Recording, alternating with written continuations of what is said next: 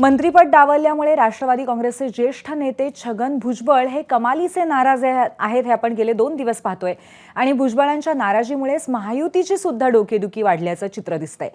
सध्या कार्यकर्त्यांमध्ये सुद्धा प्रचंड नाराजी आहे आणि आज नाशिकमध्ये भुजबळांच्या समर्थनासाठी मेळाव्याचं आयोजन करण्यात आलंय। सकाळी 11 वाजता हा मेळावा सुरू होईल आणि शक्ती प्रदर्शन करत भुजबळ पुढे काय भूमिका मांडतायत आता याकडे सगळ्यांचं लक्ष आहे।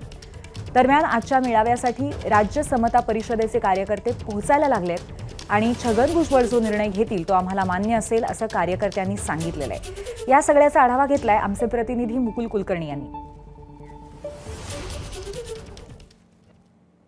मंत्रिपद नाकारल्यानंतर राष्ट्रवादी काँग्रेसचे ज्येष्ठ नेते छगन भुजबळ आज आपली भूमिका जाहीर करणार आहे। नाशिकमध्ये छगन भुजबळ जोरदार शक्ती प्रदर्शन करणार आहे।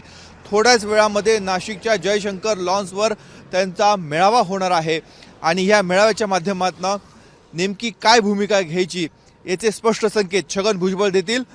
असं आहे की साहेब जो काही निर्णय घेतील तर संबंध ओबीसी समाजाला मान्यच आहे।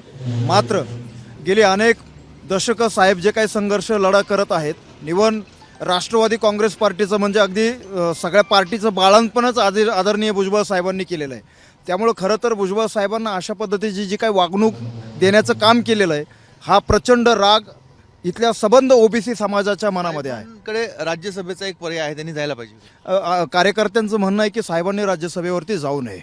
आदरणीय साहेब जो निर्णय घेतील तो अखंड समता परिषदेचा निर्णय असेल आणि तो आम्हाला सर्वांना मान्य असेल। तुमची काय भावना आहे? जो झालेला अन्याय आहे साहेबांवर तो नक्कीच चुकीचा आहे। फक्त तुम्ही जर साहेबांचा वापर जर मतापुरता करीत असतील तर अखंड ओबीसी समाज हा सहन करणार नाही आणि साहेब जो निर्णय घेतील तो समता परिषद मान्य करणार आहे।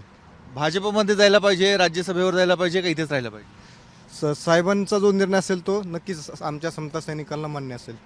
आपण बघतोय समता परिषदेचे हे कार्यकर्ते आहेत, साहेबांवर अन्याय झालेला आहे हे त्यांचं मत आहे। मात्र छगन भुजबळ काय भूमिका घेतात त्याच्या पाठीशी आम्ही उभं राहू हीच भूमिका प्रत्येकजण व्यक्त करत आहेत। कॅमेरामॅन किरण कटारेसह मुकुल कुलकर्णी, एबीपी माझा, नाशिक। एबीपी माझा, उघडा डोळे बघा नीट।